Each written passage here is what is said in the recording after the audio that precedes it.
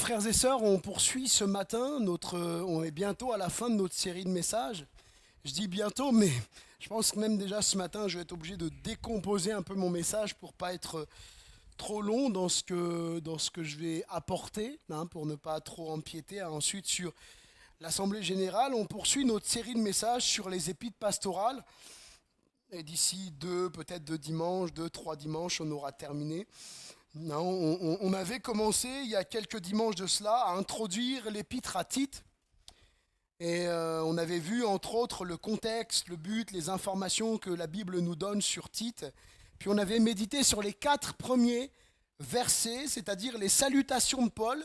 Et on avait vu le fait qu'être chrétien, c'est à la fois être un serviteur, c'est-à-dire un esclave de Dieu, un ambassadeur de Christ, un esclave de Dieu, un serviteur de Dieu, et un ambassadeur, de Jésus dans ce monde, un envoyé. On est une lettre ouverte auprès de ce monde. Puis ensuite, on s'était arrêté sur le dessein d'élection de Dieu. Dieu s'est élu un peuple, et que ce dessein d'élection passe aussi par la prédication, l'annonce, le témoignage de l'évangile. Paul, et nous l'avons lu dans une traduction principalement, mais dans plusieurs autres traductions, il est utilisé comme ça, où Paul il dit qu'il a été appelé apôtre pour annoncer l'évangile aux élus, pour amener les élus à la foi. Et l'annonce de l'évangile est indispensable dans l'élection. Comment croiront-ils en celui dont ils n'ont pas entendu parler? Donc c'est un peu ce qu'on a vu, puis on avait vu bien sûr en quoi Dieu nous a élus, élus pour le salut, élus pour de bonnes œuvres afin que nous les pratiquions, etc., etc. Donc ce matin, nous allons poursuivre, mais en laissant de côté le reste du chapitre 1er de Tite qui traite des critères spirituels, moraux des anciens, des pasteurs, ainsi que de la lutte contre les fausses doctrines, parce que nous avions déjà abordé ces choses dans les messages précédents, dans la première et la deuxième épître à Timothée. On avait fait des parallèles comme ça avec l'épître à Tite, parce que ces choses étaient évoquées et allaient ensemble. Ce qu'on peut juste souligner, c'est que le modèle biblique de gouvernance des églises, c'est un collège pastoral et pas un seul pasteur décisionnaire. Le verset 4 dit que tu établisses dans chaque ville des anciens, et que ces anciens doivent être exemplaires dans leur vie, et que nous ne devons laisser aucune place, aucune racine aux fausses doctrines qui perturbent, bouleversent, mais nous devons les réfuter et faire taire ceux qui enseignent ces choses. C'est ce que l'apôtre, inspiré par le Saint-Esprit, demande à l'Église. Tite, chapitre 1er, verset 11, en parlant de ceux qui enseignent des fausses doctrines, auxquels il faut fermer la bouche. C'est dur, mais c'est la réalité. Ne vont pas laisser place aux fausses doctrines au sein du corps de Christ. Parce qu'ils sont tels la gangrène qui gagne du terrain, tel un virus qui, si on ne l'arrête pas, finit par contaminer les autres. Ce matin, le titre du message, je vous m'excuserai, je n'ai pas eu le temps et je n'ai pas pu faire de PowerPoint, mais le titre du message de ce matin, c'est « Soyons des modèles ». Soyons des modèles, pas des top modèles, mais des modèles remplis du Saint-Esprit, des modèles de foi, des modèles de consécration. Et l'apôtre Paul, le Seigneur, au travers de l'apôtre Paul, enseigne à des groupes de personnes différents dans l'Église. On va faire la lecture ensemble. Mais le but et l'exhortation restent la même dans le début de ce chapitre 2, c'est l'exemplarité.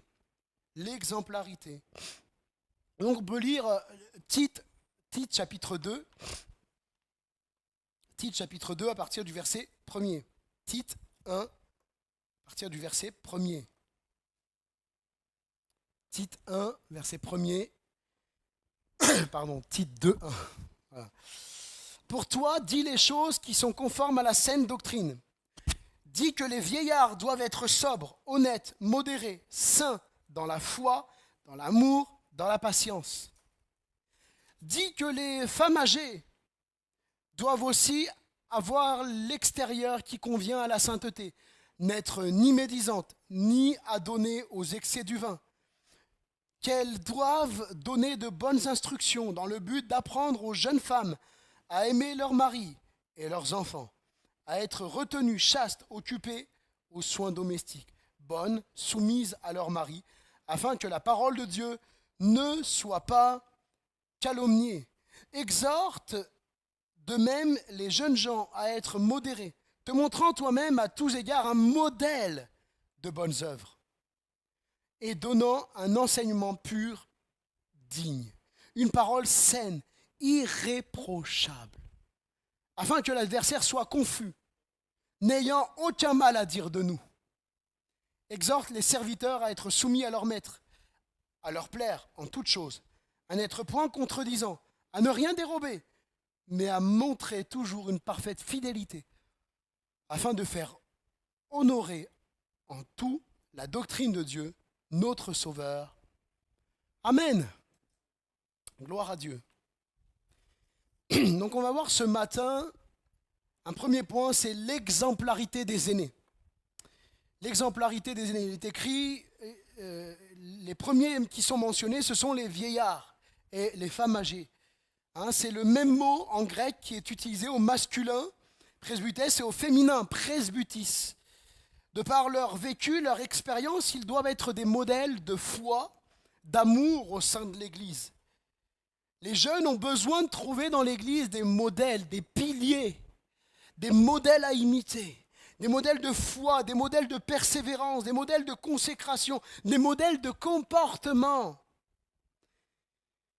Et c'est vrai que les aînés ont un rôle précieux à jouer au sein de l'Église. Certains disent, et ça m'est parfois arrivé, pas ici, d'entendre des personnes âgées dire « Mais pasteur, moi je ne peux plus rien faire. Avant, je faisais ça, je préparais, quand il y avait des agapes, je préparais des plats, je faisais ça, je faisais le ménage, je faisais ça, j'étais dans la chorale, etc.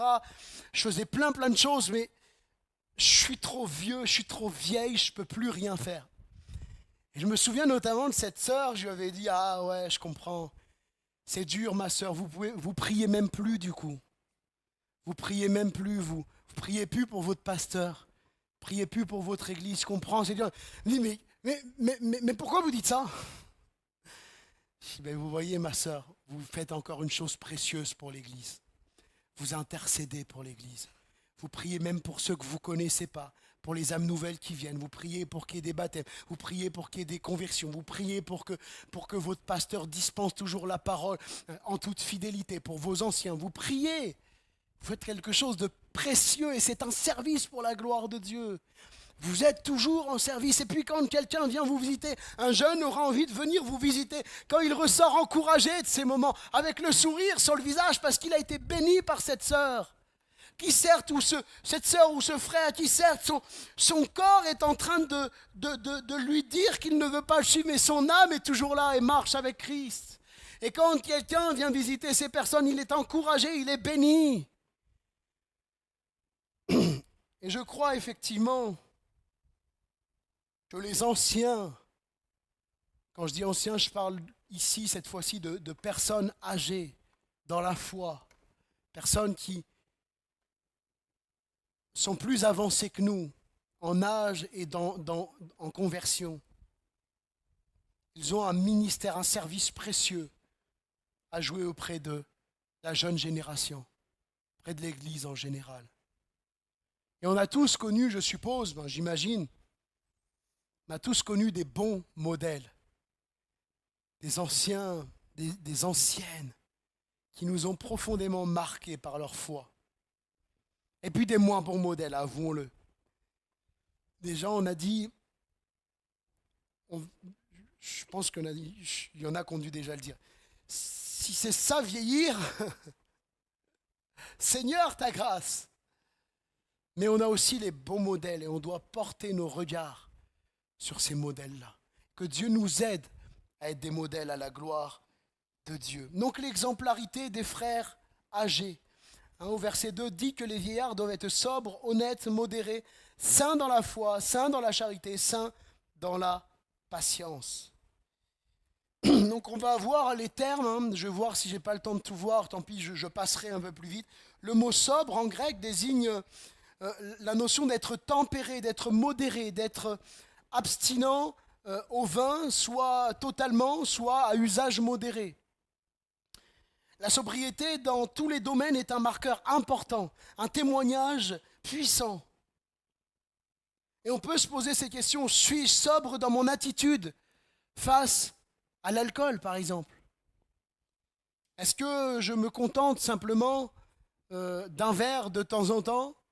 Ou est-ce que j'ai absolument besoin de mes verres de vin tous les jours au repas?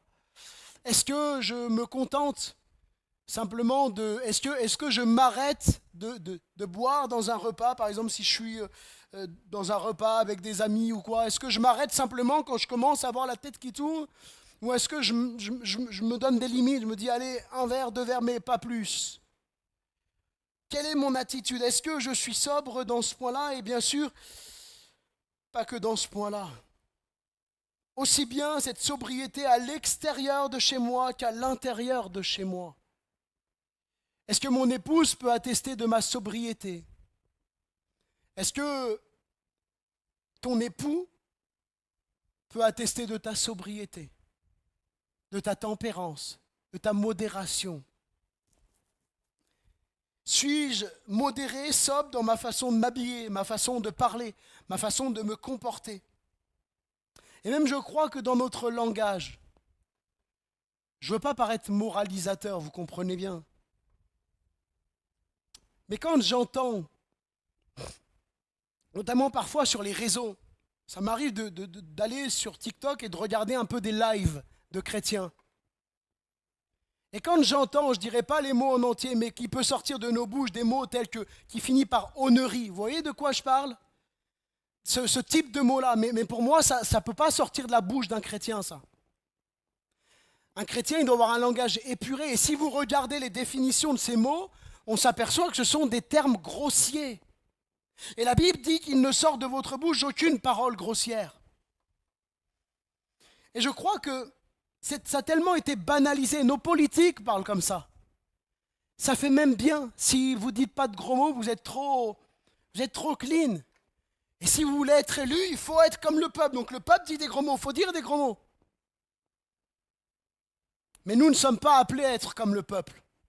Nous ne sommes pas appelés à être comme les gens de ce monde qui vivent sans Dieu. On est appelés à faire la différence dans notre façon de parler. Alors bien sûr, c'est imagé parce que Pierre avait très certainement un accent prononcé par rapport à la région là où il venait, mais à un moment, lorsqu'il se trouve au bord du feu, que Jésus est là, il a été arrêté. Ils vont dire, tu as été avec lui, tu es un Galiléen parce que ton langage te fait reconnaître.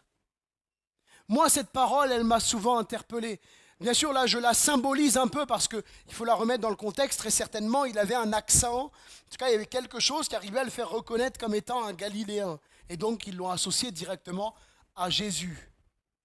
Mais que nous soyons reconnus pour un langage différent, dans notre humour, dans nos blagues, dans notre façon de parler. Que Dieu nous aide à être sobres, à être des chrétiens modérés, qui savent où il faut s'arrêter. Je pense que c'est un gros programme, je ne sais pas pour vous, mais je réalise que dans nos paroles, des fois, on va trop loin. Je ne parle pas dans les grossièretés forcément. Je parle que parfois dans nos paroles, on dit des choses et après on se dit mince, je suis allé trop loin. Et on va se trouver des excuses. Mais mes paroles ont dépassé ma pensée. Non. Ça n'existe pas, ça. C'est vrai que des fois, on va trop loin dans nos paroles. Et que Dieu nous aide. Que nous soyons connus pour être des personnes qui ne sont pas excessifs, mais tempérés, modérés, sobres, apaisés. Ensuite, j'avance dans les critères, le mot honnête. C'est le mot semnos qui désigne quelqu'un d'honorable, d'honnête, de respectable. Il est issu du mot sebomai, qui signifie honorer, révérer, adorer Dieu, avoir la crainte de Dieu, le respect, le saint respect qui est dû au nom de Dieu. Et ce mot désigne l'attitude d'un homme, d'une femme qui adore et qui glorifie Dieu, pas simplement de sa bouche, mais dans toute sa vie, il mène une vie pieuse et il est connu pour cela, il est respecté pour cela.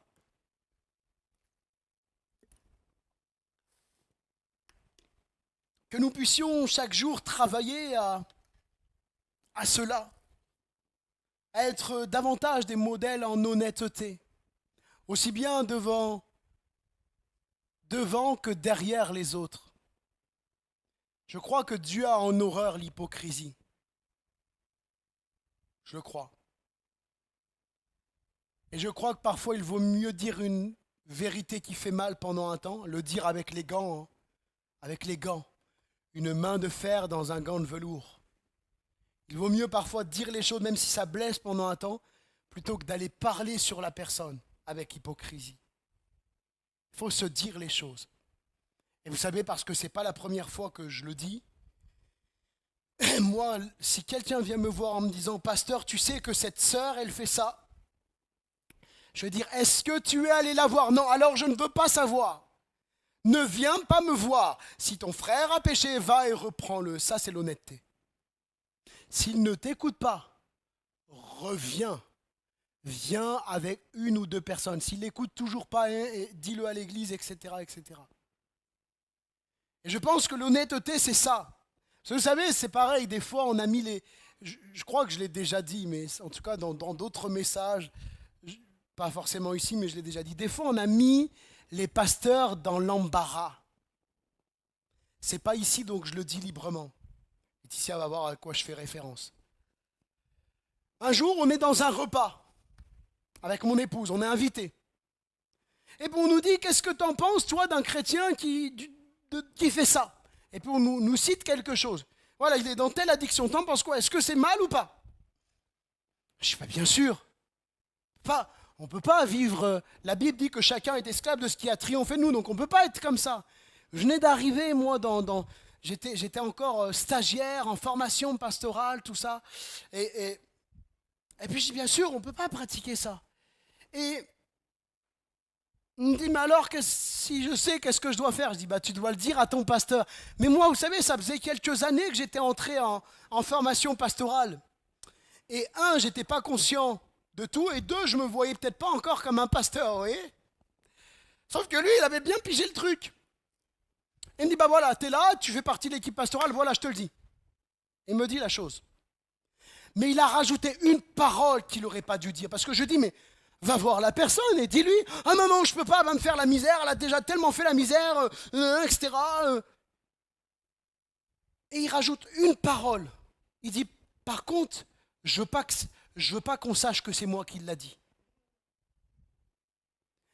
Est-ce que, je ne juge pas la personne, on a tous besoin de progresser dans nos vies spirituelles, mais est-ce que c'est vraiment honnête de faire ça? Parce que qu'est-ce que je vais faire moi? Je vais arriver en tant que pasteur, ainsi parle l'Éternel, Dieu m'a révélé. Mais c'est quoi? Je suis un menteur alors? Comment on fait? On met parfois nos pasteurs dans un coupe-gorge et on lui dit va au feu tout seul. Je vous le dis mes frères et sœurs, je n'irai pas au feu tout seul. Je n'emmènerai pas ma famille au feu et je n'irai pas au feu tout seul. Si quelqu'un vient me voir en me disant cette personne-là, elle a fait ça, je dis ok, est-ce que tu es allé la voir? Oui, je suis allé la voir. Tu lui as dit que tu allais m'en parler? Oui, je lui ai dit que j'allais t'en parler. Ok, eh bien je vais pouvoir aller la voir maintenant. Si ces étapes ne sont pas respectées, on n'est plus sur ce schéma biblique de la discipline et de l'honnêteté. Et je crois que c'est ce qu'on doit rechercher dans nos vies. Une vie honnête. Une vie qui glorifie le Seigneur dans l'honnêteté. J'avance le mot modéré, sophrone, qui désigne quelqu'un de solide, qui ne cède pas facilement à ses désirs, à ses impulsions, quelqu'un de tempéré, quelqu'un d'équilibré. Ce mot va de pair avec le mot sobre qu'on a vu un peu plus haut, même si quelques différences. Et c'est vrai que l'équilibre n'est pas toujours aisé, peut-être plus pour certains que pour d'autres au passage. Et les jeunes, c'est pas aisé pour les jeunes l'équilibre. Je le dis parce que je me sens encore un peu jeune. Attention à ceux qui rigolent, je vous regarde et je viendrai vous voir à la fin.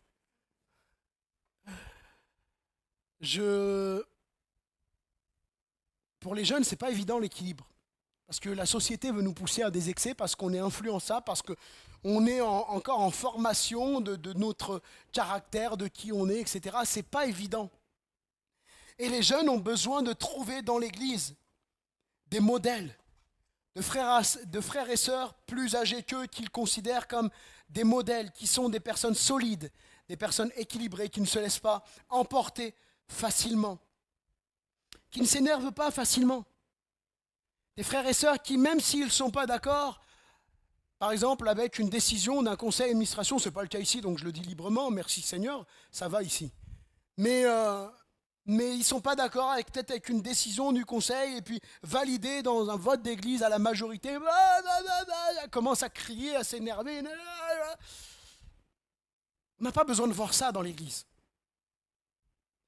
Mais moi, je bénis Dieu pour les personnes que j'ai pu voir qui parfois m'ont dit, personnes âgées qui m'ont dit, tu sais, Johnny, j'ai pas toujours été d'accord avec le pasteur.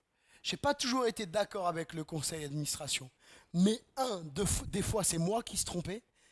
Et deux, quand moi, j'ai toujours essayé de faire pour la gloire de Dieu. Pour la gloire de Dieu. Et je crois que c'est ça qu'on doit rechercher. Que Dieu soit glorifié. Donc des gens qui sont modérés, des gens qui ne se laissent pas emporter facilement, qui sont tempérés, qui savent maîtriser leurs impulsions. Ensuite, saints dans la foi. En fait, on retrouve ce mot pour qualifier ce mot donc saint. Hein, il est utilisé pour qualifier la foi, l'amour et la patience. Hein, saint dans la foi, dans l'amour et dans la patience. Et ce mot désigne le fait d'être en bonne santé, de bien se porter, d'être saint, hein, saint dans la foi, d'être saint, S-A-I-N, hein, de bien se porter. Saint dans la foi veut donc dire d'avoir une foi saine, une foi en bonne santé. Comment va ma foi en ce moment? Comment va ta foi? C'est vrai qu'on a des hauts et des bas dans la foi, non? Non, je suis le seul. Bon, vous viendrez me donner votre secret, frères et sœurs. C'est vrai que des fois, il y a des moments plus difficiles que d'autres dans la foi. Est-ce que je suis en bonne santé spirituelle? Comment va ma foi? Et lorsque nous passons des temps difficiles dans notre foi, le Seigneur nous encourage à venir à lui. Hein, il a dit dans Matthieu 11, 28, « Venez à moi, vous tous qui êtes fatigués et chargés. » Fatigués dans la foi, chargés peut-être par des fardeaux spirituels. « Venez à moi, Jésus dit, vous tous qui êtes fatigués et chargés, et je vous donnerai du repos. Prenez mon joug sur vous parce que mon joug est doux et léger. » Ce n'est pas le joug de ce monde. Saint dans l'amour. Alors le mot amour, il désigne un amour profond, un amour qui est utilisé dans le Nouveau Testament. C'est le mot agapé qui est utilisé pour désigner tout à la fois l'amour de Dieu, Jean 3,16, ou encore 1 Jean 4,8, Romains 5,5, sont agapé qui est utilisé, mais aussi l'amour fraternel. Jean 13,35, Galates 5,13, Éphésiens 4,2, etc., parce que les références sont multiples. Et l'amour pour son prochain. Pas que l'amour fraternel, mais aussi pour son prochain. Matthieu 24,12 ou Romains 13,10. Être saint dans l'amour désigne donc le fait d'avoir un amour comme Dieu le veut. Un amour en bonne santé. Un amour renouvelé. Grandir dans l'amour pour Dieu, pour notre prochain, pour nos frères et sœurs.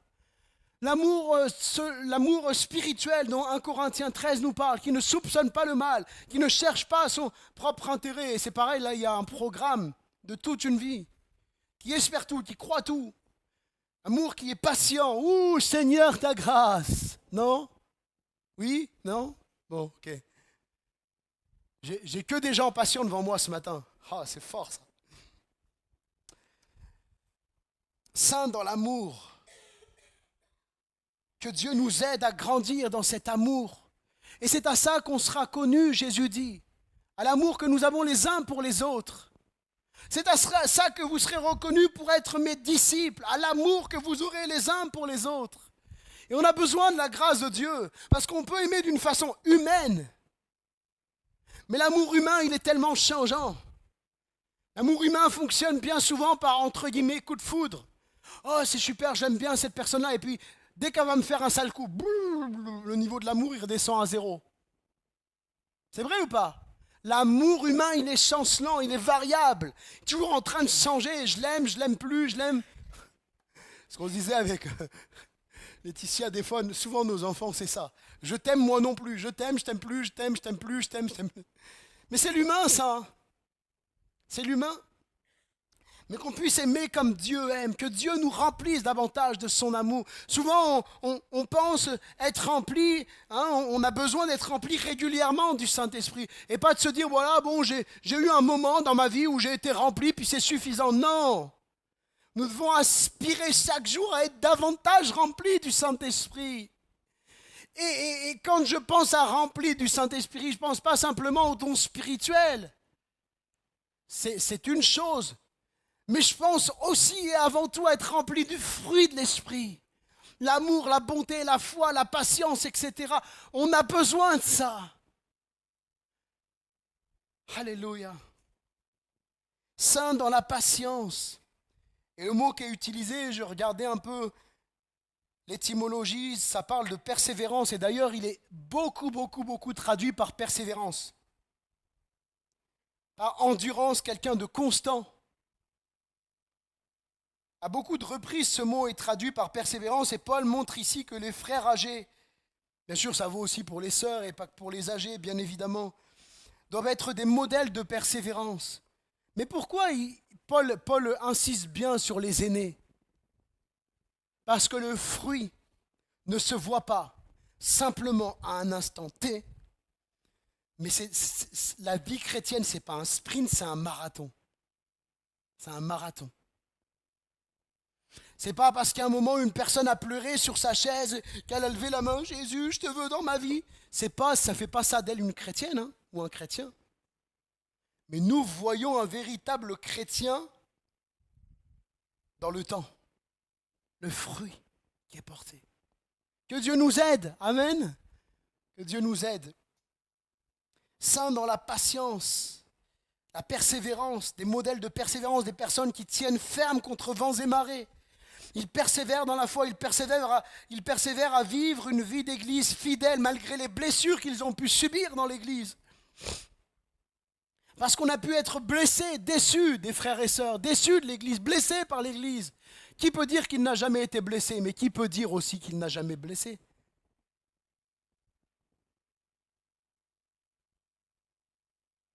Des frères et sœurs modèles de patience, des frères qui ont supporté les épreuves et qui s'attachent chaque jour un peu plus à Jésus, qui savent que l'Église est l'épouse de Christ, bien qu'imparfaite qu'elle est, et qui sont attachés à l'Église. Moi, je bénis Dieu. Vous savez, des fois, certains j'allais dire, pour voir une croissance dans les églises, ils ont délaissé la vieillesse pour faire monter les jeunes. Et je crois que dans une église, tous nous avons notre place et que nos aînés sont un gage dans l'église. Et moi, je bénis Dieu et j'aime porter mes regards sur mes frères et sœurs qui, parfois, ont vu leur église se diviser une fois, deux fois, trois fois. Et ils sont toujours là. Ils ont vu leurs amis partir. Leur dire, mais allez, rejoins-moi. Regarde l'église, elle est comme ça, elle est comme ça, elle est comme ça. Regarde le pasteur, là, comment il est. Oh, c'est sûr qu'il y a des choses à dire sur les pasteurs. Je suis d'accord. Ils ont vu leurs amis partir et leur dire, mais viens avec nous. On va faire une église là, on va faire une église là, on va aller dans telle église. Viens avec nous. Mais eux, ils sont là. Ils ont dit, mon église, elle est là. Le pasteur, même s'il n'est pas bien, un jour il va bouger le pasteur. Mais mon église, ma famille, elle est là. Et je resterai là. Moi, je bénis Dieu. Parce qu'ils ont été courageux. Des fois, parfois même, la méchanceté de l'être humain, on a voulu les faire partir. Si t'es pas content, pars. Oui, je ne suis pas content, mais je resterai. Et je continuerai à prier pour l'Église. Et je continuerai à prier pour vous, pasteur.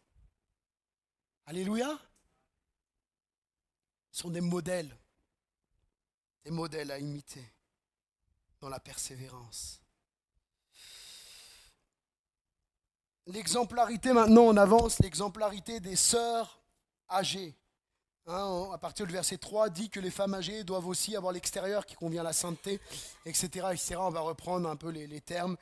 L'apôtre Paul enseigne ici aux femmes âgées d'avoir une attitude qui glorifie Christ et à être des pédagogues pour les jeunes femmes.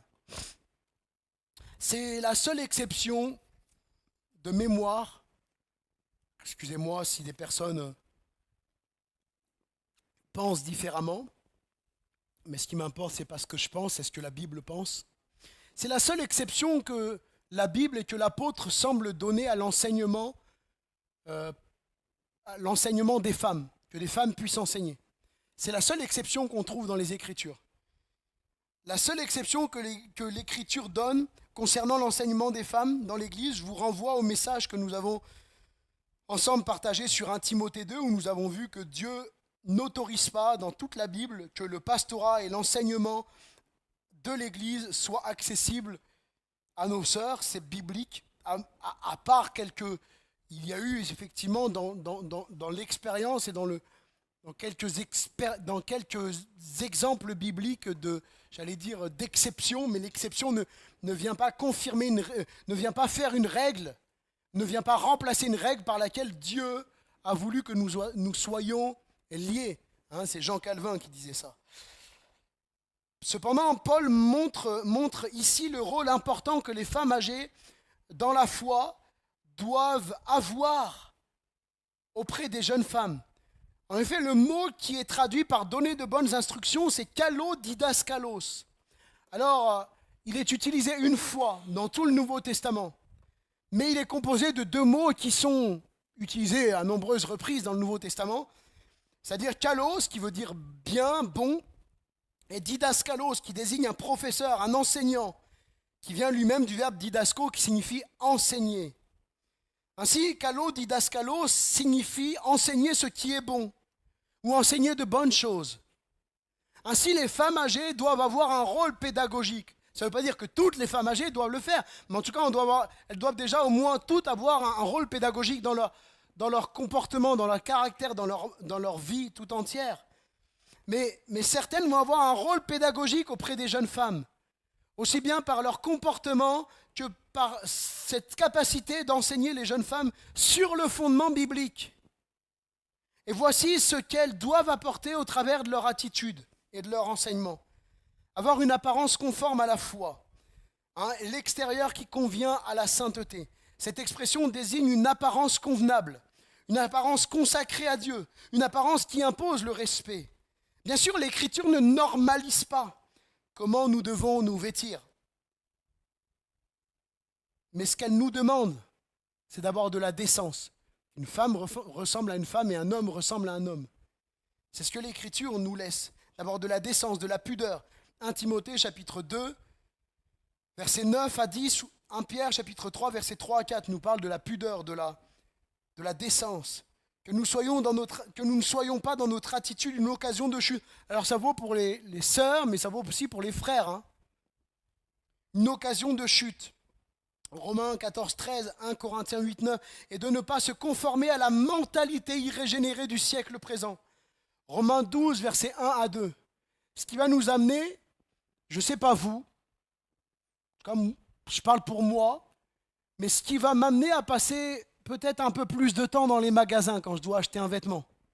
Je ne sais pas si vous en pensez. Mais avant, il n'y avait pas des vêtements aussi osés que maintenant. J'ai l'impression d'être un vieux quand je dis ça. Un ancêtre. Mais avant, je passais pour m'acheter un ou deux jeans, ça prenait 15 minutes dans le magasin. Quand je regardais, celui-là me plaît bien, j'essaye, je pars. Maintenant, vous avez tellement des vêtements excentriques que vous dites, vous le voyez comme ça de face, il a l'air pas mal, vous le tournez, oh là là, non.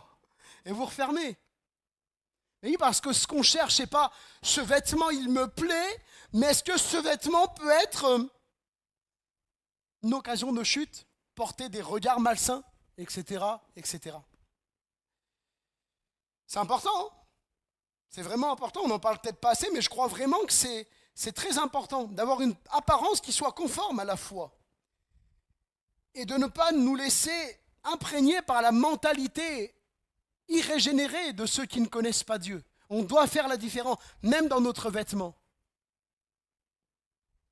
Je crois que je le disais, je crois que c'est ici que je le disais, un jour dans une église où je suis passé, quand vous prêchiez et qu'il y avait des sœurs devant vous, il fallait regarder droit devant vous, il ne fallait pas baisser la tête.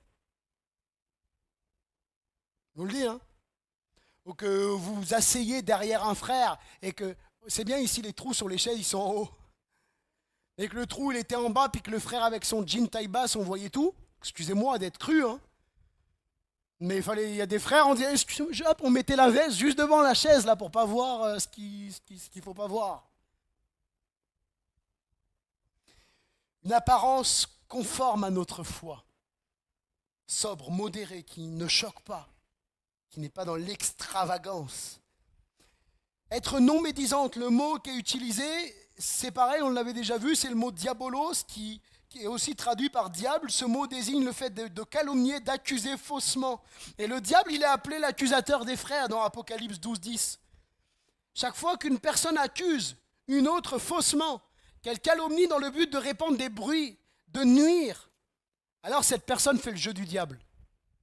Elle fait le jeu du diable. Et Dieu veut que les sœurs âgées, mais que tout disciple de Christ porte un témoignage à la gloire de Dieu, à la gloire de Christ, étant paisible, ne parlant pas mal des autres. Ensuite, encore un autre critère, non alcoolique. Hein, c'est qu'elle soit ni adonnée au vin, littéralement, qu'elle ne soit pas esclave du vin. Et je crois qu'on doit rechercher à être libre de toute dépendance, tout esclavage, car nous voulons être des serviteurs et des servantes de Christ, frères et sœurs, et non des esclaves du péché, car Christ nous a libérés de l'esclavage du péché. C'est vrai, je trouve que parfois on ne parle pas assez de ces esclavages, de ces choses qu'il ne faut pas être adonné au vin, etc. C'est toujours difficile parce qu'on ne veut pas faire les moralisateurs. Le but, ce n'est pas de moraliser, mais si Paul en parle à plusieurs reprises dans les textes, il en parle pour les anciens, il en parle donc pour les anciens, ceux qui enseignent, hein, les pasteurs, on va dire, ceux qui sont en responsabilité dans des collèges de pastoral d'anciens.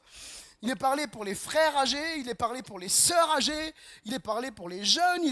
Je me dis, mais si à chaque fois Paul dit qu'il ne soit pas adonné au vin, qu'il ne soit pas adonné... Je me dis, mais à un moment, il faut quand même qu'on en parle un peu, quoi. Il faut quand même qu'on en parle un peu. Et je crois il vaut mieux parfois se dire, c'est vrai que j'ai besoin d'en faire un sujet de prière. Seigneur, change-moi parce que j'arrive pas à me passer de ça. Il me faut toujours mon petit apéro à chaque repas. Il me faut toujours mon petit truc. Seigneur, j'ai besoin de toi. Je réalise que cette habitude est devenue une addiction. Et des fois, la marge, elle est étroite entre habitude et addiction. On marche des fois sur une ligne. Oui, mes frères, j'ai l'habitude, moi, vous savez, je peux boire 10-15 verres pendant le repas, moi, j'ai l'habitude. Bah ouais, c'est problématique. Hein. Une habitude, moi, j'en bois 3, je marche sur la tête. L'attention, elle est mise sur la famille. Les femmes, de même que les hommes, l'apôtre va donner plusieurs critères que les femmes âgées doivent enseigner aux jeunes femmes. Et j'avance, ces critères, on touche pour thème la famille. En effet, à l'époque, les faux enseignants essayaient de détourner les femmes de leur ministère premier, prendre soin de leur famille. Je m'en fiche si on va penser que c'est macho de dire ça. Ce qui m'importe, c'est que ce soit biblique. Ce que la société pense, ce qui nous importe, c'est ce que la Bible pense, ce que Dieu dit. Ça ne veut pas dire que les hommes ne doivent pas prendre soin de leur famille. Les hommes doivent assumer leurs responsabilités. Et moi, je crois, vous savez, des fois, on casse du sucre sur le dos des femmes. Bien sûr, il y a des courants qui ont influencé les sociétés, le féminisme et tout ce que vous voulez. Maintenant, on nous parle de masculinisme, féminisme, masculinisme. On nous invente des trucs, mais Mais moi, je crois qu'à un moment, les femmes ont dû prendre la place que les hommes ont délaissée. Je vous le dis. Les sœurs ont dû faire le double boulot parce que le mari n'était pas présent. Parce que le papa, il n'était pas présent. Quand il fallait reprendre, corriger les enfants, il n'était pas là. Donc elle a pris de la place. Et après on lui dit, oui, mais t'as vu, c'est elle qui porte la culotte. Ben oui, si elle ne le fait pas, personne ne va le faire. Et elle ne veut pas élever des futurs délinquants. Parce que quand il n'y a plus d'autorité dans la maison, on est en train de former des futurs délinquants. Bon, même si des fois il y a l'autorité, ça ne fait pas tout, je suis d'accord avec vous. Je trouvais l'équilibre nécessaire dans ce que je dis. Notre société moderne, elle a détourné l'attention des hommes et des femmes loin de la famille. Elle a revendiqué l'égalité en tout point homme-femme. On est égaux spirituellement dans le salut, mais on est complémentaires dans les tâches de la vie de tous les jours, dans l'église, dans la maison, on est complémentaires. Elle a fini par créer la rébellion entre eux. Mais en tant que croyants, on doit être différents. Les femmes ne doivent pas être rebelles à leur mari, les maris ne doivent pas être rebelles et dictateurs envers leurs femmes. Considérez la relation conjugale comme un rapport de force. Il n'est pas écrit « soumettez vos femmes », mais « femmes, soyez soumises à vos maris ». Et maris, aimez vos femmes comme Christ a aimé l'Église. Il n'y a pas de rapport de force.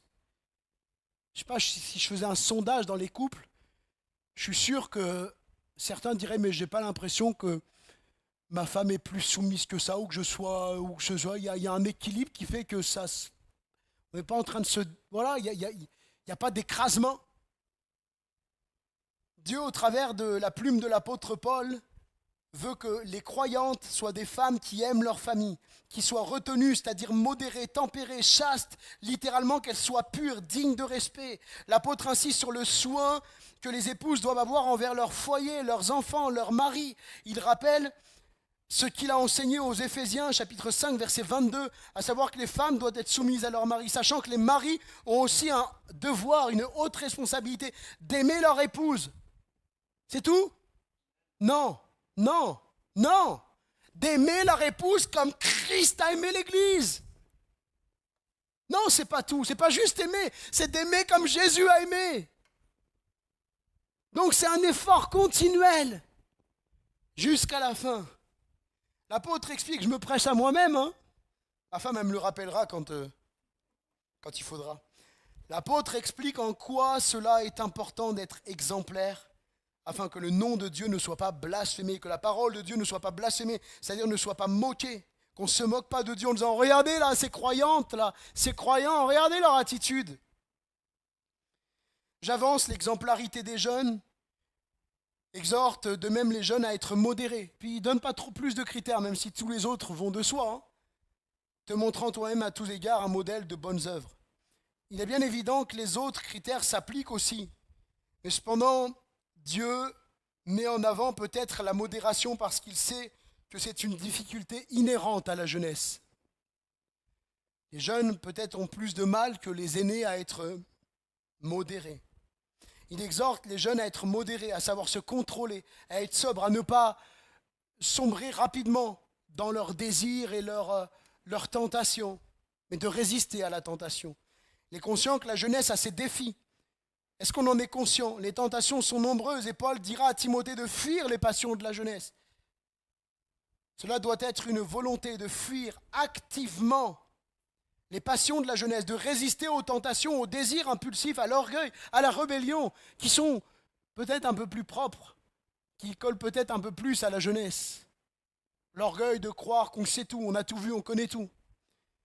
L'impulsivité de dire allez on y va, on fonce, nous on est jeunes, on a le... Et puis la rébellion. Et puis l'exemplarité des pasteurs. Je ne vais pas trop loin parce qu'on l'a déjà vu aussi, mais je fais simplement une courte parenthèse parce qu'on l'a déjà vu dans les autres messages.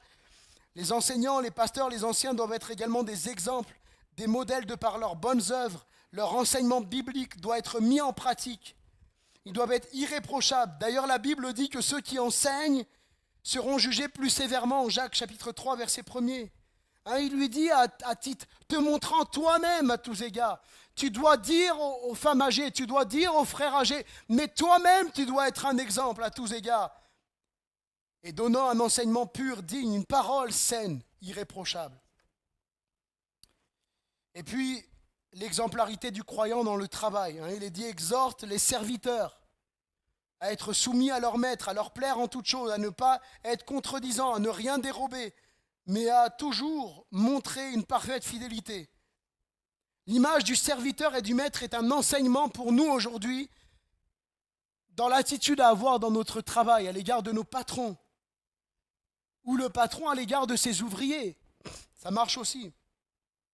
Le croyant doit être également exemplaire dans son travail. Il doit montrer un respect, une obéissance à son patron, bien sûr, dans la mesure où son intégrité n'est pas remise en question, dans la mesure où on ne lui demande pas de faire des choses illégales ou qui iraient à l'encontre de sa foi. Chercher à exceller dans le travail. Hein, c'est écrit de chercher à leur plaire, à exceller dans notre travail, toujours à chercher à être meilleur. Pas meilleur que les autres, mais meilleur que ce qu'on était hier. Ne pas chercher toujours à contredire, critiquer. Je ne sais pas vous, mais souvent dans les entreprises dans lesquelles j'ai travaillé, toutes les entreprises quasiment, même dans la fonction publique, il y a toujours un méchant. Non ? Le patron ceci, le patron cela, il peut faire tout ce que vous voulez. Il donne une prime et ceci et cela, il donne un jour de congé, etc. Il y aura toujours moyen de critiquer. Mais sachons reconnaître aussi les bénéfices que peuvent nous apporter nos employeurs. Et de nous voir comme des serviteurs de Dieu pour nos employeurs. Des serviteurs, des servantes que Dieu a placés là pour être un témoin. Moi, il y a un patron que j'avais, bien des fois, En fait, il m'a fait signer un contrat dans un travail précis. Et finalement, il m'a mis ailleurs, dans autre chose. Mais j'en pouvais plus de ce que je faisais. J'aimais pas ce que je faisais. Moi, j'avais signé pour ça. J'aurais pu l'attaquer et lui dire normalement, cette tâche-là, elle devait être temporaire et aujourd'hui, je ne fais plus que ça.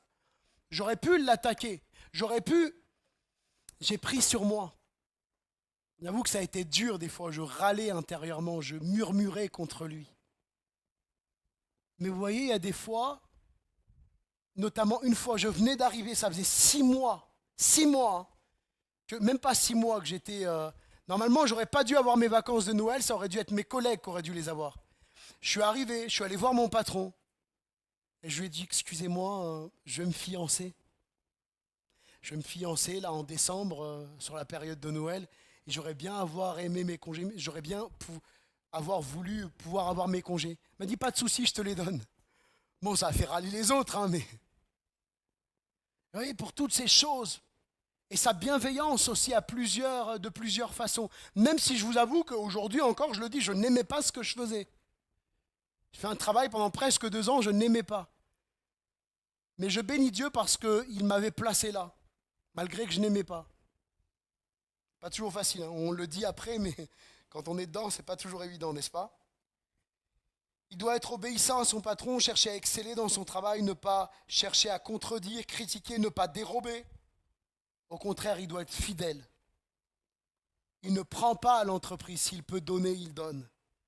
Et Paul montre qu'une telle attitude fait honneur au Seigneur et à sa parole.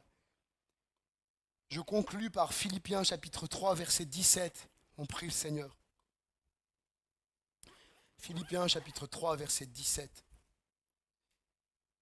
Soyez mes imitateurs, donc c'est Paul qui parle. Soyez mes imitateurs, frères, et portez les regards sur ceux qui marchent selon le modèle que vous avez en nous.